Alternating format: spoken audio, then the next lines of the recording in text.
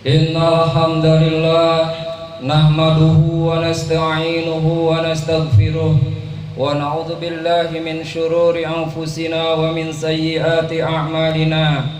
May yahdihillahu fala mudilla lahu wa may yudlil fala hadiya lahu. Ashhadu an la ilaha illallah wahdahu la syarika lahu wa ashhadu anna Muhammadan abduhu wa rasuluh. Allahumma salli wa sallim ala sayyidina Muhammadin wa ala alihi wa ashabihi wa man tabi'ahum bi ihsanin ila yaumiddin. Ya ayyuhalladzina amanu taqullaha haqqa tuqatih wa la tamutunna illa wa antum muslimun. Ya ayyuhan nasu taqu rabbakumul ladzi khalaqakum min nafsin wahidah wa khalaqa minha zawjaha wa batha minhuma rijalan katsiran wa nisaa'a wattaqullaha alladzi tasaaluna bihi wal arham innallaha kana 'alaikum raqiba. Ya ayyuhalladzina amanu taqullaha wa qulu qawlan sadida yuslih lakum a'malakum wa yaghfir lakum dzunubakum wa may yuti'illaha wa rasulahu faqad faza fawzan 'azima. Amma ba'du, fa inna asdaqal hadisi kitabullah wa khairal hadi hadi Muhammadin sallallahu alaihi wasallam wa syarrul umuri muhdatsatuha wa kullu muhdatsatin bid'ah wa kullu bid'atin dalalah wa kullu dalalatin finnar. Ma'asyiral muslimin rahimakumullah, usikum wa nafsi bitaqwallah faqad fazal muttaqun. Hadirin jamaah Jumat rahimakumullah, marilah kita senantiasa memuji Allah Subhanahu wa taala yang menjadikan hidup dan mati untuk menguji hamba-hambanya sehingga terbedakan siapa yang paling baik amalannya di antara mereka. Begitu pula kita memuji Allah Subhanahu wa taala, Rabb yang menciptakan manusia untuk beribadah kepadanya dan memuliakan hamba-hambanya yang mentaatinya. Maka sungguh berbahagialah orang-orang yang bertakwa kepadanya, dan sungguh merugilah orang-orang yang bermaksiat kepadanya. Kemudian salawat dan salam semoga senantiasa tercurah ke Nabi yang mulia Sayyidina Muhammad sallallahu alaihi wasallam, kepada keluarganya, para sahabatnya, dan orang-orang yang senantiasa mengikuti jalannya. Hadirin rahimakumullah, ketahuilah bahwa kehidupan dunia ini ibarat tempat penyeberangan yang sedang dilalui oleh orang-orang yang hidup di dalamnya. Setiap orang akan melewati dan meninggalkannya, lalu menuju kehidupan yang sesungguhnya. Allah Subhanahu wa taala menjadikan dunia ini sebagai tempat beramal dan akhirat sebagai tempat pembalasan amalan. Maka setiap orang yang beramal, dia akan melihat balasannya, dan orang yang lalai akan menyesali perbuatannya. Setiap orang yang menjalani kehidupan dunia ini akan ada saat berakhirnya. Hari pembalasan pasti akan datang, dan apa saja yang akan datang adalah sesuatu yang dekat. Maka janganlah kita tertipu dengan gemerlapnya kehidupan dunia yang sementara ini, sehingga melalaikan dari kehidupan yang sesungguhnya di akhirat nanti. Saudara-saudaraku kaum muslimin rahimakumullah, ingatlah bahwa kematian adalah sesuatu kemastian yang akan menimpa seseorang.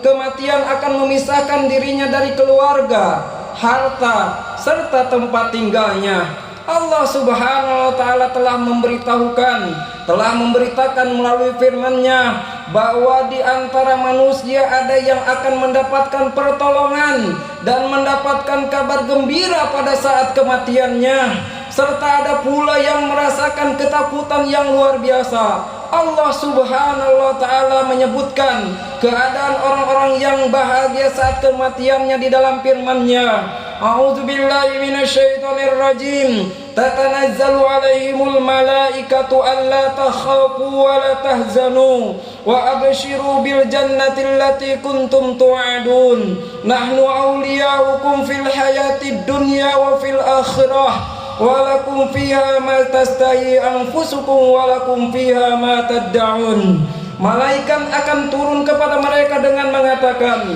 janganlah kamu takut dan janganlah kamu merasa sedih, dan berbahagialah dengan sorga yang telah dijanjikan Allah kepada kalian.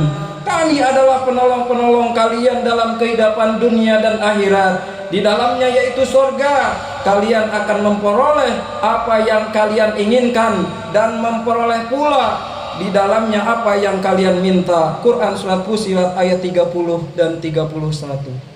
Sungguh kita semua tentu mengharapkan kabar gembira di saat malaikat maut hendak mencabut nyawa kita, karena dengan itu seseorang akan mengalami kehidupan bahagia di alam akhiratnya, dimulai dengan kenikmatan di alam kuburnya dan kemudahan-kemudahan yang akan terus dialami pada kehidupan akhiratnya.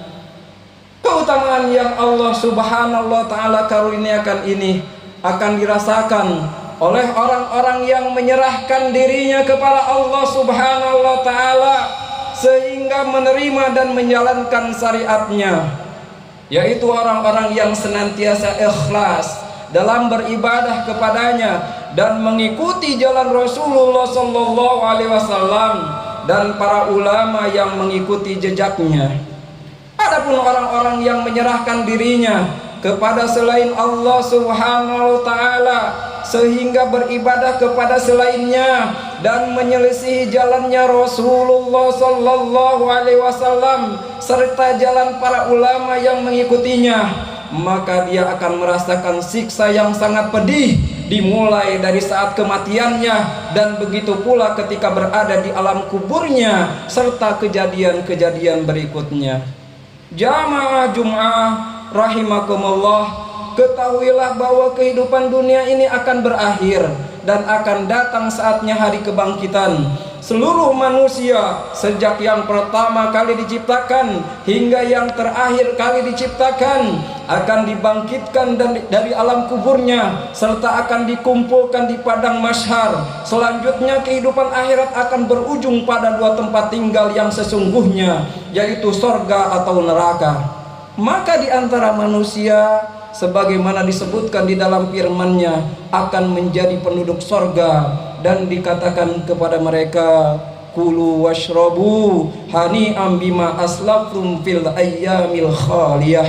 Makan dan minumlah kalian dengan penuh kesenangan disebabkan amal yang telah kalian kerjakan pada hari-hari yang telah lalu saat di dunia. Quran surat Al-Haqqah ayat 24. Sementara yang lainnya akan menjadi penduduk neraka. A'adzanallahu wa iyyakum minan nar. Semoga Allah Subhanahu wa Ta'ala menjauhkan kita dari siksa api neraka. Mereka sebagaimana di dalam firman-Nya akan menyesal di akhirat kelak dengan mengatakan, ya hasrata ala ma qaratu fil jambillah wa in kuntu laminas sakhirin. Amat besar penyesalanku atas kelalaianku dalam menunaikan kewajiban terhadap Allah, dan aku sungguh dahulu termasuk orang-orang yang memperolok-olok agama Allah. Quran surat Al-Jumar ayat 56. Hadirin rahimakumullah, akhirnya marilah kita berlomba-lomba dalam beramal soleh dalam kehidupan yang singkat ini. Jangan kita menjadi orang yang memiliki sifat sombong sehingga menolak kebenaran yang datang kepada kita.